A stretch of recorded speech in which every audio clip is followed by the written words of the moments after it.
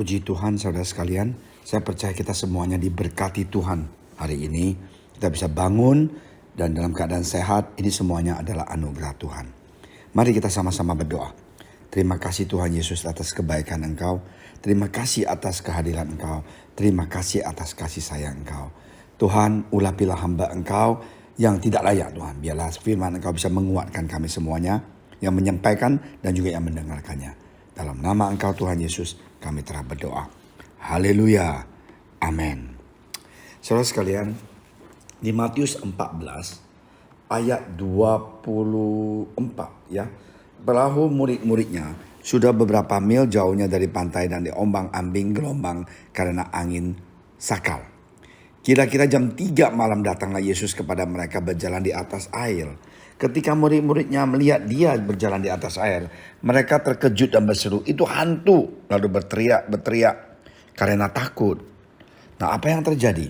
Tetapi Yesus berkata kepada mereka, "Tenanglah, aku ini, jangan takut." Lalu Petrus berseru dan menjawab dia, "Tuhan, apabila Engkau itu, suruhlah aku datang kepadamu berjalan di atas air."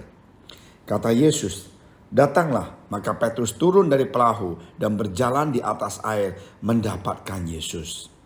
Tetapi ketika dirasanya tiupan angin, takutlah ia dan mulai tenggelam lalu berteriak, "Tuhan, tolonglah aku." Segera Yesus mengulurkan tangannya, memegang dia dan berkata, "Hai orang yang kurang percaya, mengapa engkau bimbang?"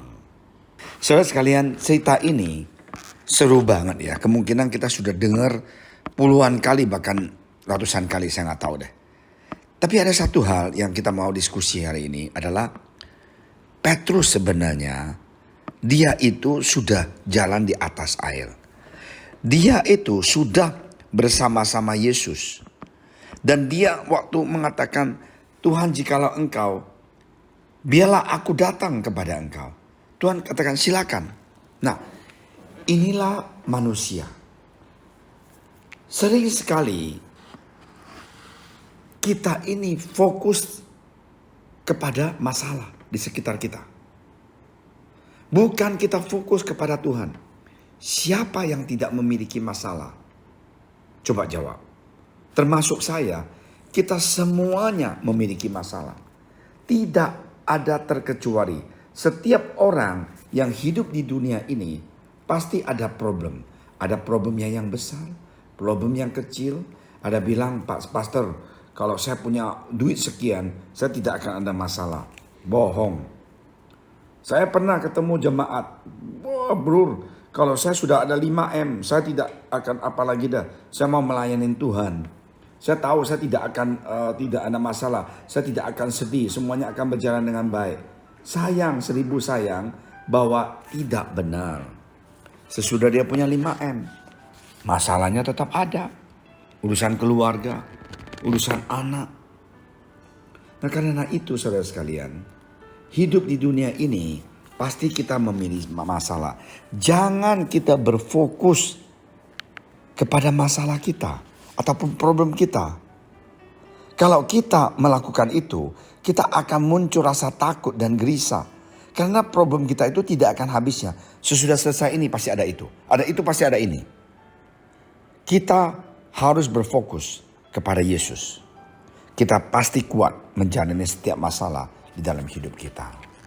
Jadi saudara sekalian, jangan mengatakan, "Aduh pastor ngomong gampang. Pastor kan tidak tahu kesusahan aku seperti apa." Aku memang tidak tahu kesusahan kamu seperti apa. Aku tidak tahu problem kamu sebesar apa. Tapi ada satu hal yang aku tahu, aku juga punya masalah. Kita tidak bisa mengatakan, "Kalau saya sudah kumpul berapa M, saya pasti melayan Tuhan." Tidak usah. Kita melayani Tuhan, ada uang, tetap melayani Tuhan. Jangan mempunyai term and condition. "Tuhan, jikalau Engkau berkati aku ini, dapat pacar ini, aku akan lebih cinta Engkau." Bohong.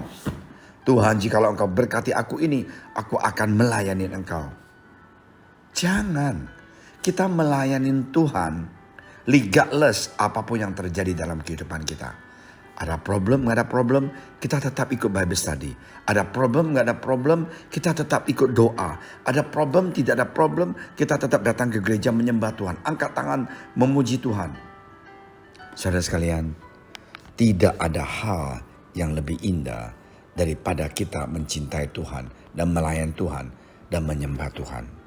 Karena itu saudara sekalian, kita harus mau belajar dan tahu satu hal adalah apa? Proses. Di dalam Tuhan Yesus ada satu hal yang jauh lebih penting daripada segala itu, yaitu proses. Kalau kita mau mengikuti proses Tuhan, berkat pasti akan mengikuti hidup kita. Contohnya sebagai seorang pengusaha. Tuhan, kalau kita dapat proyek ini, saya akan lebih cinta Engkau. Udah dapat proyek, tidak ada waktu saking sibuknya ke gereja. Tidak ada waktu untuk ikut persekutuan doa. Tidak ada waktu untuk doa pagi. Tidak ada waktu untuk Bible study. Kan semuanya bohong kan? Kenapa gak ke gereja? Aduh pastor, sorry ya, sibuk. Waktu belum buka toko, pastor datang dong berdoa supaya saya punya bisnis laris. Siap, datang. Udah laris, pastor sorry, gak ada waktu lagi untuk sekarang berdoa. Sekarang saking sibuknya. Nah itulah manusia.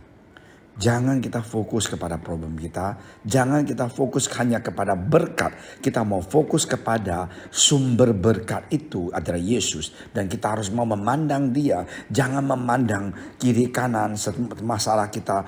Ombaknya datang, anginnya kencang dan segalanya. Kita memandang Yesus. Tuhan, apapun yang terjadi, aku tetap mau melayani Engkau. Tuhan, apapun yang terjadi, aku mau menyembah Engkau. Tuhan, apapun yang terjadi, aku mau ikut Bible study. Supaya aku lebih ngerti firman Engkau. Haleluya. Saya hanya mau berfokus kepada Tuhan. Mari kita berdoa. Tuhan Yesus, terima kasih Tuhan atas hari ini. Terima kasih atas firman Engkau. Maafkanlah kami semuanya. Sering sekali kami berfokus kepada masalah kami. Kemungkinan kami juga berfokus kepada pekerjaan kami. Kami harus yang bertobat dan berfokus pada Engkau. Karena Engkau adalah yang paling utama, yang paling penting dalam kehidupan kami. Terima kasih Tuhan Yesus atas kebaikan Engkau. Dalam nama Engkau Tuhan Yesus kami berdoa. Amin.